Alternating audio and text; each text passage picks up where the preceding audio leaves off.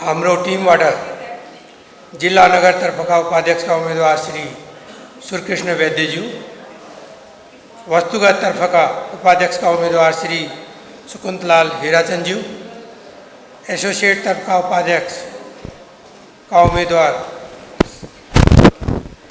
श्रीमती ज्योत्सना श्रेष्ठज्यू, उद्योगी व्यवसायी साथीहरू, पत्रकार तथा सञ्चारकर्मी ज्यूहरू, उपस्थित सम्पूर्ण महानुभावहरू,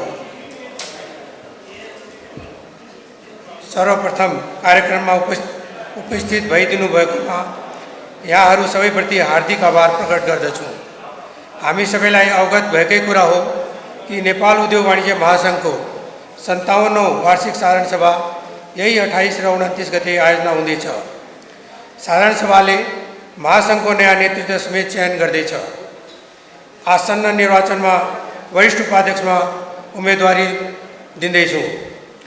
साथै हाम्रो टिममा जिल्ला नगरतर्फबाट श्री सुरकृष्ण वैद्यज्यू, वस्तुगत तर्फ श्री सुकुन्तलाल हिराचंदज्यू तथा एसोसिएट तर्फ श्रीमती ज्योत्सना श्रेष्ठज्यू उपाध्यक्षका उम्मेदवार हुनुहुन्छ। म यहाँहरूमाझ यो जानकारी सहित औपचारिक रूपमा उम्मेदवारी घोषणा गर्दछु। साथसाथै वरिष्ठ उपाध्यक्षको उम्मेदवारको रूपमा मैले मेरो प्रतिबद्धता पत्र समेत सार्वजनिक गर्दछु। यहाँहरूको सल्लाह, सुझाव र मार्गदर्शन मेरा लागि अमूल्य रहनेछ। उद्योगी व्यवसायी साथीहरू, यति बेला हामी नेपाल उद्योग वाणिज्य महासङ्घको नयाँ नेतृत्व चयनको सङ्घारमा छौँ। सातै प्रदेशमा महासङ्घको नेतृत्व चयन भइसकेको छ। चैत्र 28 र 29 गते काठमाडौँमा आयोजना हुने महासङ्घको साधारण सभाले नयाँ नेतृत्व चयन गर्नेछ। महासङ्घको विधान अनुसार वरिष्ठ उपाध्यक्ष श्री चन्द्र ढकालज्यू अध्यक्ष बन्नुहुनेछ। साधारण सभाबाट वरिष्ठ उपाध्यक्ष सहित नयाँ कार्य समिति चयन हुनेछ। महासङ्घको चुनावी चर्चा परिचर्चा सँगसँगै मुलुकमा विद्यमान आर्थिक सङ्कट, उद्योगी व्यवसायले भोग्नु परेका समस्या र त्यसको समाधान, उद्योग मैत्री वातावरणको निर्माण, महासङ्घको भावी नीति तथा रणनीति एवं सरकारसँग गर्नुपर्ने पैरवी लगायतका विषयमा समेत छलफलको तीव्रता पाएको छ। लगानी, उत्पादकत्व, रोजगारी लगायत सबै क्षेत्रमा रहेका समस्या र अर्थतन्त्रमा देखिएका मन्दीका विषयमा अहिले सबैको ध्यान केन्द्रित देखिन्छ। साथीहरू, यहाँहरूलाई अवगत नै छ, नेपाल उद्योग वाणिज्य महासङ्घ झन्डै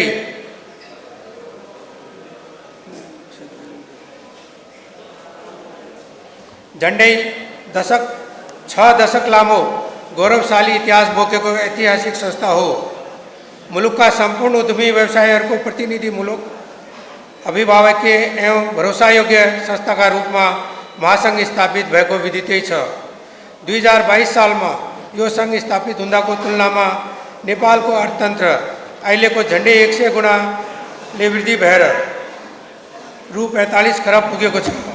त्यति बेला केही हजारको सङ्ख्यामा रहेका उद्यमी व्यवसायको सङ्ख्या अहिले 10 लाख हाराहारी पुगेको छ।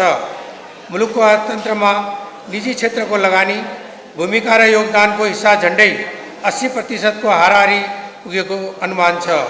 यो विस्तारलाई सघाउन महासङ्घको यसअघिका नेतृत्वले निरन्तर उल्लेख्य योगदान गरेको तथ्य हाम्रो अगाडि छर्लङ्ग छ।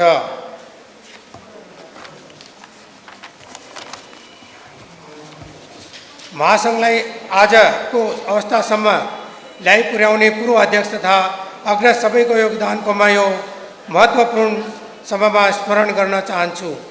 महासङ्घलाई सबै उद्यमी व्यवसायीहरूले गैर राजनीतिक साझा राष्ट्रिय संस्थाका रूपमा विकसित गर्ने उद्देश्यले अध्यक्षको प्रत्यक्ष निर्वाचन नगर्ने र अघिल्लो कार्यकालमा निर्वाचित वरिष्ठ उपाध्यक्ष नै स्वतः अध्यक्षमा पदोन्नति हुने वैधानिक पद्धति हामीले बसालेका छौँ।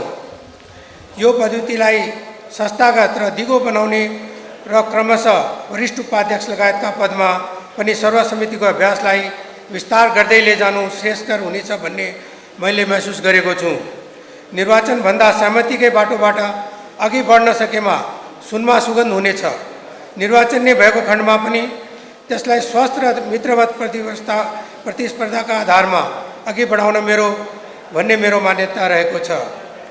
नेपाल उद्योग वाणिज्य महासङ्घले सङ्घीय लोकतान्त्रिक गणतन्त्रको संविधान अनुरूप 7वटा प्रदेशमा प्रादेशिक एकाइ निर्माण गरी काम गर्दै आइरहेको विदितै छ। सङ्घीयताको अभ्यास अनुरूप 3 तहका सरकारसँग समन्वय गरी काम गर्नुपर्ने आवश्यकतालाई महसुस गरेर हामीले उद्योग वाणिज्य महासङ्घको संरचनालाई पनि सोही अनुरूप परिचालन गर्दै आइरहेका छौँ।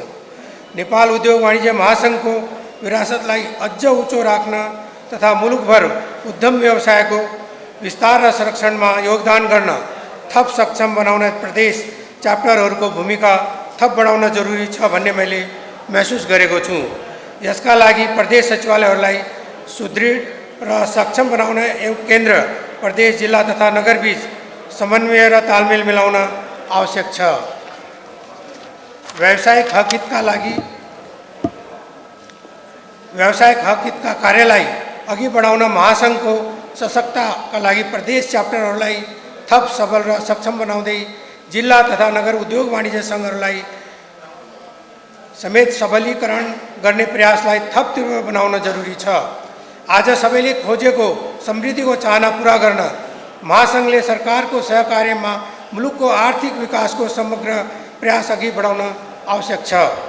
विभिन्न सङ्कटका बीचमा पनि उद्योगी व्यवसायको हित प्रवर्धन र महासङ्घको संस्थागत सुधारमा वर्तमान अध्यक्ष श्री शेखर गोल्छाजीको नेतृत्व अत्यन्त सफल रहेको छ। सबैलाई समेटेर लैजान सक्ने, सरकारसँग व्यवसायका समस्याहरूलाई जोरदार ढङ्गले राख्न सक्ने र सहकारीको संस्कार अघि बढाउन सक्ने सफल नेतृत्वकर्ताका रूपमा हामीले गोल्छाजीको भूमिकाको स्मरण गरिरहेका छौँ। गोल्छाकै नेतृत्व हामीले भिजन 2030 अघि सारेर त्यसलाई सरकारले समेत अनुमोदन गरी अघि बढाइरहेको अवस्था छ। महासङ्घको संरचनागत र संस्थागत सुधारमा समेत धेरै प्रयास भएका छन्। भिजन 2030ले अघि सारेको सम्मानित निजी क्षेत्र समृद्ध नेपालको लक्ष्य हासिल गर्न अब महासङ्घ जुट्नुपर्ने भएको छ। श्रमिक र रोजगारदाता बीच आपसी सम्बन्ध सुमधुर बनाउँदै उत्पादन बढाउने, ब्याज स्थिर राख्ने, पूर्वाधारको विकास तथा विद्युतीय ऊर्जालाई सस्तो मूल्यमा 24 घण्टा आपूर्ति हुने वातावरण तयार गर्ने एवं साना तथा मझौला व्यवसायलाई बिना धितो कर्जा उपलब्ध गराएर उद्यमशीलताको विकास गर्ने भिजन 2030 को कार्यान्वयन नै अबको महासङ्घको नयाँ नेतृत्वको मूल प्राथमिकता हुनुपर्दछ भन्ने मलाई लाग्दछ। अहिले 45 खरब हाराहारीमा रहेको नेपालको अर्थतन्त्रलाई 2030 सम्म 100 खरब पुर्याउने गरी भिजन 2030 ले निर्धारण गरेको लक्ष्य प्राप्तिका लागि सरकार र निजी क्षेत्रको सहकार्य अघि बढ्न सकेमा निश्चय पनि आर्थिक समृद्धिको चाहना पूरा हुनेछ। महासङ्घकै पहलमा सरकारले स्टार्टअप बिजनेसलाई 3% ब्याजमा 25 लाख रुपियाँसम्म ऋण दिने भएको छ। भर्खरै मात्र उद्योग वाणिज्य तथा आपूर्ति मन्त्रालयले स्टार्टअप उद्यम कर्जा कोष कार्यविधि 2079 स्वीकृत गरेर कार्यान्वयनमा ल्याएको छ। स्टार्टअपले सहुलियतपूर्ण ब्याजमा र बिना धितो कर्जा पाउने बाटो खुलेको छ। कार्यविधि कार्यान्वयनमा आएसँगै अब सरकारले तोकेको मापदण्डमा परेका स्टार्टअपले अधिकतम 7 वर्षका लागि 3% ब्याज दरमा 25 लाख रुपियाँसम्म बिना धितो कर्जा पाउनेछन्। यसले उद्यमशीलता विकासमा थोरै भए पनि टेवा पुग्ने विश्वास मैले लिएको छु। नयाँ वर्ष 2080 को प्रारम्भसँगै महासङ्घको नेतृत्व वरिष्ठ उपाध्यक्ष श्री चन्द्र ढकालज्यूले गर्नुहुनेछ। उहाँ पनि एक कुशल, क्षमतावान र उद्योगी व्यवसायको भावना बुझ्न सक्ने नेतृत्वकर्ता हुनुहुन्छ। अब ढकालजीको नेतृत्वमा हामीले उद्योग वाणिज्य महासङ्घलाई थप उचाइमा पुर्याउनु पर्नेछ। भूकम्प, कोरोना महामारी र आर्थिक मन्दीका कारण थला परेका उद्योग व्यवसाय क्षेत्र अस्थिर राजनीतिका कारण थप समस्यामा परेको छ। आर्थिक क्षेत्रलाई चलायमान बनाउन पूर्वाधार, औद्योगिकीकरण, नवीकरणीय ऊर्जा, सूचना प्रविधि, सेवा आदि सबै क्षेत्रमा ठुलो लगानी भित्र्याउन अपरिहार्य रहेको छ। यसका लागि लगानी बोर्ड औद्योगिक प्रवर्धन बोर्ड तथा उद्योग विभागबाट भित्रने लगानीको सहजीकरण आवश्यक छ। साना मझौला तथा स्वरोजगारमा आधारित उद्योगहरूले भोग्नु परिरहेका समस्याका विषयमा पनि बेलैमा सबैको ध्यान जानु आवश्यक छ। सूचना प्रविधिमा आधारित डिजिटल अर्थतन्त्रलाई प्रवर्धन नगरी मुलुकको समग्र अर्थतन्त्रलाई आधुनिक र प्रतिस्पर्धी बनाउन सकिँदैन। नेपाल उद्योग वाणिज्य महासङ्घमा गर्नुपर्ने सुधारका साथै नेपालको उद्योग व्यवसाय क्षेत्रका व्यावसायिक हक हितका कार्यलाई महासङ्घको सशक्तता र सुधार, जिल्ला नगर उद्योग वाणिज्य सङ्घहरूलाई सक्षम र सबलीकरण गर्ने, नेपालमा उद्योग मैत्री वातावरणको निर्माण, व्यवसायका हक हितका विषयवस्तु नीति निर्माणमा गरिने पैरवी, नेपालमा उद्यमशीलताको विकास र विस्तारको वातावरण निर्माण, वैदेशिक लगानी भित्र्याउने वातावरणको निर्माण जस्ता विषयमा ध्यान दिन जरुरी छ। समग्रमा आर्थिक समृद्धिको आधार, राजनीतिक स्थायित्व, लगानी मैत्री वातावरण र पूर्वाधार भन्ने मूल नाराका साथ सरकार र निजी क्षेत्रको सहकार्य तथा तत्कालीन, मध्यकालीन र दीर्घकालीन लक्ष्यहरू निर्धारण गरी अघि बढ्नु नै आजको प्रमुख आवश्यकता हो। साथीहरू, म थोरै मेरो उद्योग व्यवसायको समेत कुरा गर्न चाहन्छु। अहिले त्रिवेणी ग्रुप अन्तर्गत उत्पादनमूलक, सेवामूलक र कृषिजन्य दर्जनौं उद्योगहरू सञ्चालन गरिरहेको छु। करिब 18,000 श्रमिक परिवार यी सबै उद्योगहरूमा आबद्ध छन्। मुलुकको कुल जीडीपीको 2.5 देखि 3% को प्रत्यक्ष अप्रत्यक्ष योगदान त्रिवेणी ग्रुपको रहेको कुरा यहाँहरूलाई अवगत गराउन चाहन्छु। साना तथा मझौला उद्यम व्यवसायमा पनि म संलग्न छु। साना तथा मझौला उद्यमी व्यवसायी साथीहरूले भोग्नु परिरहेका समस्याबारे म पूर्ण जानकार छु। म विगत 20 वर्षदेखि नेपाल उद्योग वाणिज्य महासङ्घमा निरन्तर क्रियाशील छु। श्री रवि भक्त श्रेष्ठजीको पालादेखि म महासङ्घमा काम गरिरहेको छु। साथीहरूले नि निर्वाचित गरेर पठाएको एसोसिएटतर्फको उपाध्यक्षका रूपमा तथा रोजगारदाता परिषदको सभापतिका रूपमा मैले शेखर गोल्छाजी नेतृत्वको कार्यसमितिमा अहिले काम गरिरहेको छु। त्यसैले उद्योगी व्यवसायका समस्या के छन्, त्यसको समाधान कसरी गर्ने भन्ने विषयमा म पूर्ण जानकार छु। त्यसैले व्यवसायको हक हितका पक्षमा निरन्तर लागि गर्ने अठोट सहित महासङ्घको वरिष्ठ उपाध्यक्षमा मैले उम्मेदवारी घोषणा गरेको छु। महासङ्घको अबको नेतृत्व कस्तो हुनु पर्ला भन्ने विषयमा निर्णय गर्दा साथीहरूले उद्यम व्यवसायलाई नि आफ्नो लक्ष्य र उद्देश्य राख्ने, यही क्षेत्रको उन्नति प्रगतिमा रमाउने, उद्योगी व्यवसायका समस्या राम्रोसँग बुझ्ने र महसुस गर्न सक्ने, रोजगारी सृजना गर्न सक्ने, उत्पादन बढाउन सक्ने एवं सरकार समक्ष तपाईँ हाम्रा समस्या समाधानमा पहल गर्न सक्ने नेतृत्व नै रोज्नु हुनेछ भन्ने मैले अपेक्षा गरेको छु। यस घडीमा म साथीहरू समक्ष निम्न 3 विषयलाई मूल मुद्दा बनाएर काम गर्ने प्रतिबद्धता व्यक्त गर्दछु। 1 नम्बर सङ्गठनात्मक सुधार र समन्वय। नेपाल उद्योग वाणिज्य महासङ्घको विरासतलाई अझ उँचो राख्न तथा मुलुकभर उद्यम व्यवसायको विस्तार र संरक्षणमा योगदान गर्न थप सक्षम बनाउन सङ्गठनात्मक सुधारको प्रयासलाई तीव्र गरिने, यसका लागि निम्न कार्यहरू गर्ने प्रतिबद्धता व्यक्त गर्दछु। नेपाल उद्योग वाणिज्य महासङ्घलाई थप प्रविधि मैत्री बनाउने, उद्योगी व्यवसायको कामलाई सघाउन सहयोगी समूहको भूमिकालाई प्रभावकारी बनाउने, उद्योगी व्यवसायको गुनासो र समस्या बुझ्न तथा समाधानको पहलका लागि स्थापना भएको हेल्प डेस्क र हटलाइनलाई थप व्यवस्थित बनाउने, प्रदेश च्याप्टरहरूको भूमिका थप बढाउने, प्रदेश सचिवालयहरूलाई सुदृढ र सक्षम बनाउने, केन्द्र, प्रदेश, जिल्ला तथा नगर बीच समन्वय र तालमेल मिलाउने, उद्योग वाणिज्य सङ्घ र वस्तुगत सङ्घहरूको संस्थागत क्षमता विकास गर्ने, उद्योग वाणिज्य सङ्घ र वस्तुगत सङ्घ मार्फत विभिन्न तालिम र परियोजनाहरू सञ्चालन गर्ने, महासङ्घका देशैभरका सबै इकाइहरू आफ्नै भवनमा सञ्चालन गर्ने वातावरण तयार गर्ने। 2 नम्बर कानुन तथा नीति कार्यान्वयन तथा सुधार एवं परिवर्तनका लागि पहल तथा पैरवी। लगानी मैत्री वातावरण निर्माण का लागि राजनीतिक स्थिरता अपरिहार्य छ। विद्यमान नीतिहरू सहज कार्यान्वयनको व्यवहार तथा उद्योग व्यवसाय मैत्री नीति निर्माण नहुने हो भने उद्योग व्यवसाय क्षेत्र फस्टाउने अवस्था रहँदैन। त्यसैले स्पष्ट नीतिहरूलाई स्पष्ट पार्ने, कार्यान्वयनमा देखिया झन्झट हटाउने एवं नयाँ नीति तय गर्दा उद्योग व्यवसाय मैत्री कसरी बनाउने भन्नेतर्फ उद्योग वाणिज्य महासङ्घको ध्यान पुग्नु जरुरी छ। यसतर्फमा सधैँ सक्रिय रहने प्रण गर्दछु। स्वदेशी लगानीकर्ताहरूलाई प्रोत्साहन गर्ने तथा स्वदेशी लगानी आकर्षित गर्ने वातावरण तयार गर्नु आजको प्रमुख चुनौती हो। वहाँ उद्योगलाई नियमन गर्ने दर्जन बढी कानुन छन्, तर सहजीकरण गर्ने उद्योग मैत्री कानुनको अभाव छ।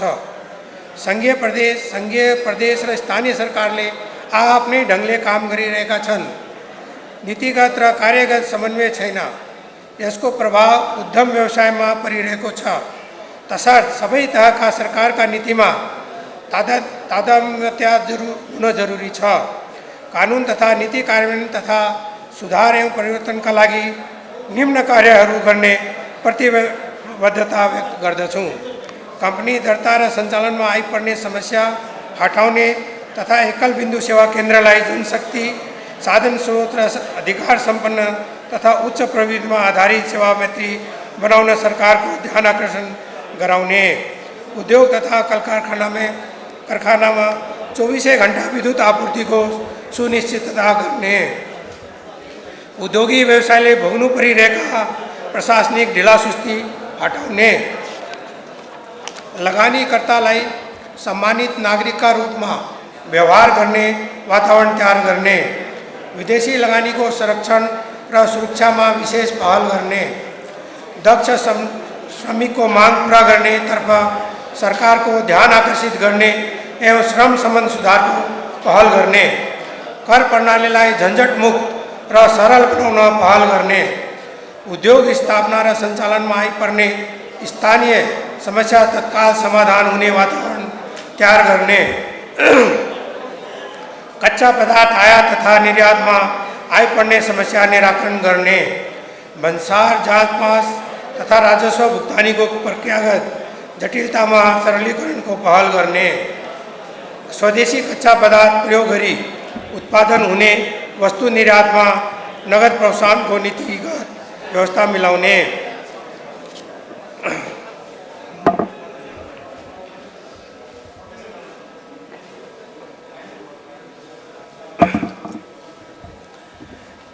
निकासीजन्य उद्योगले प्राप्त गर्ने ब्याङ्क ग्यारेन्टी, नगद धरोटी, पासबुक सुविधा उपयोग गर्न प्रक्रियागत सरलीकरणको पहल थाल्ने। कच्चा पदार्थ पेठारी गर्दा तिरेको महसुल निकासी गरेको परिणामका आधारमा फ्ल्याट दरमा फिर्ता पाउने व्यवस्था मिलाउने। कच्चा पदार्थमा लाग्ने महसुल तयारी वस्तुमा लाग्ने भन्दा 2 तह कम हुनुपर्ने र निकासीजन्य उद्योगलाई कच्चा पदार्थको पेठारीमा सुविधा दिन पहल गर्ने। सामुद्रिक बन्दरगाहका भन्सार र सीमावर्ती भन्सारको जाँच पास प्रक्रियालाई स्वचालित गर्न तथा व्यवसायीले एक निकायमा पेश गरेको विवरण स्वतः अर्को निकायमा जाने प्रणालीको विकास गर्न ध्यान आकर्षण गराउने। तेस्रो मुलुकबाट सामान आयात गर्दा सिङ्गापुर र कोलम्बो बन्दरगाहले दिइरहेको ट्रान्ससिपमेन्ट सुविधा भारतीय बन्दरगाह र सीमावर्ती भन्सारबाट समेत उपलब्ध गराउने व्यवस्थाका लागि पहल गर्ने। ब्याङ्क ग्यारेन्टीमा ल्याएको सामानलाई मात्रै बन्डेड वेयर हाउस सुविधाको प्रयोजनका लागि गणना गर्न भन्सार जाँच पास परीक्षण कार्यालयले बढीमा 1 वर्षमा परीक्षण गर्न पाउने व्यवस्था गर्न र ससानो परिमाणको कन्साइनमेन्ट तथा स्पेयर पार्ट्समा समेत बिल अफ इन्ट्री पेश गर्नुपर्ने प्रावधानको सट्टा बिललाई मान्यता दिने व्यवस्था गर्नुपर्नेमा जोड दिने। न्यून बीजीकरण भई आयात हुने वस्तु पूर्ण रूपमा बन्द गर्नुपर्ने र उद्योगले आफ्नो उत्पादनमा प्रयोग हुने प्याकेजिङ वस्तु अर्को उद्योगबाट खरिद गर्दा अन्तःशुल्क नलाग्ने व्यवस्था गरिनुपर्ने तर्फ सरकारको ध्यान आकर्षण गराउने। स्वदेशमा उत्पादित वस्तुको संरक्षणका लागि सेफगार्ड, एन्टी डम्पिङ र काउन्टरभेलिङ कानुन प्रभावकारी कार्यान्वयनको पहल गर्ने। करदाताको आफ्नो प्रमाणका आधारमा अग्रिम कर मिलान गर्न पाउने सुविधा कार्यान्वयनका लागि पहल गर्ने, राजस्व सम्बन्धी मुद्दामा जाँदा करदाताले नगद रकम ध्रुटी राख्नुपर्ने बाध्यकारी व्यवस्थाको सट्टा ट्याक्स क्रेडिट रकमलाई वा सो रकम बराबरको ब्याङ्क ग्यारेन्टीलाई मान्यता दिनुपर्ने प्रावधानका लागि पहल गर्ने, ठुला करदाता कार्यालय प्रदेश स्तरमा स्थापना गर्न सरकारसँग आग्रह गर्ने, नेपालमा पर्यटन र रोजगारीलाई विशेष ध्यान दिनुपर्ने, अहिले वार्षिक 10 लाख पर्यटक नेपाल भित्री रहेकोमा त्यसलाई 10 गुणा बढाउने गरी योजना ल्याउनु पर्ने, उद्योगलाई जीवन्त राख्न सहयोग पुग्ने गरी तरलता व्यवस्थापन गर्नुपर्ने, स्थिर ब्याज दर तथा उद्योगमा रहेको कर्जालाई उद्योगीले आवश्यकता महसुस गरेमा एक पटकका लागि पुनः संरचना पुनर्तालीकरण गर्न पाउनुपर्ने, पूर्वाधार निर्माण अन्तर्गत भएका खर्चहरूको कार्यको भौतिक प्रगति देखायत लगतै तत्काल भुक्तानीको व्यवस्थाका लागि पहल थाल्ने, अर्थतन्त्रलाई चलायमान बनाउन नियन्त्रित वस्तुहरूको आयात खुकुलो बनाउन सरकारसँग आग्रह गर्ने, सरकारले निर्यातजन्य उद्योगका लागि 8% नगद अनुदानको नीति लिएको छ, जुन सकारात्मक छ, तर यसको कार्यान्वयन छिटो र प्रभावकारी हुनु जरुरी छ। 8% नगद अनुदान प्राप्त रकम वस्तु निर्यात गरेको वर्ष दिन मात्रै पाइन्छ। यो साह्रै झन्झटिलो छ।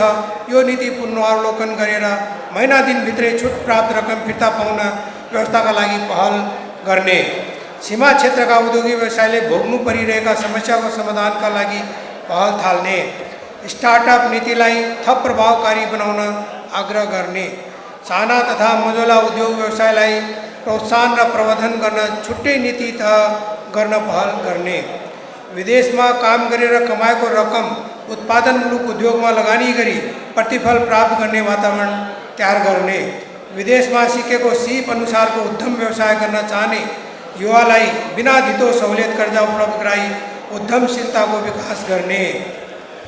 3 नम्बर आर्थिक विकास र अर्थतन्त्र सुधार। यति बेला मुलुकको अर्थतन्त्र चलायमान बन्न नसकेको र सुस्ताएको अवस्था छ। अर्थतन्त्रको समग्र सूचकहरू पनि राम्रो देखिँदैन। लगानीका लागि पुँजीको अभाव छ, व्यवसायलाई उत्साह देखिँदैन। तैपनि कुनै पनि अर्थतन्त्रमा जब स्थिरता आउँछ त्यो एकैपल्ट वात्तै बढ्ने अवस्था हुँदैन, बिस्तारै सुधार हुँदै जान्छ। हाम्रो अवस्था पनि त्यस्तै छ, बिस्तारै सुध्रिँदै गएको देखिएको छ। अर्थतन्त्र चौपटे हुन लाग्यो, गरी खाने वातावरण नै भएन, लगानीको अवसर भएन भन्ने जस्ता नकारात्मक कुरामा अल्झिनुभन्दा अर्थतन्त्रलाई गतिशील बनाउन सकारात्मक सोच तथा सरकार र निजी क्षेत्र दुवैको सहकार्य एवं हाथोमालोको जरुरी देखिन्छ। यसका लागि तत्काल सुधार गर्नुपर्ने तथा दीर्घकालीन हिसाबले गर्नुपर्ने कामहरू छुट्याएर अघि बढ्नु जरुरी छ। आर्थिक विकास र मुलुकको समग्र अर्थतन्त्र सुधारका लागि नेपाल उद्योग वाणिज्य महासङ्घको भूमिका महत्त्वपूर्ण रहने मैले महसुस गरेको छु। यसका लागि म निरन्तर लागि पर्ने प्रतिबद्धता व्यक्त गर्दछु। धन्यवाद। अहिले हाम्रो स्लोगन पनि यसमा छ, समृद्धिको आधार राजनीतिक स्थायित्व, लगानी मैत्री वातावरण र पूर्वाधार। व्यावसायिक वातावरणको मूल आधार सर्वसुलभ कर्जा र स्थिर ब्याज दर। व्यवसाय गर्ने वातावरण देऊ, हामी उत्पादन, रोजगारी र राजस्व बढाउँछौँ। हाम्रो जिम्मेवारी उत्पादन वृद्धि र रोजगारी हो। मेरो ध्यान साना र मझौला उद्योगको प्रवर्धन, सम्मानित निजी क्षेत्र, समृद्ध नेपाल। धन्यवाद।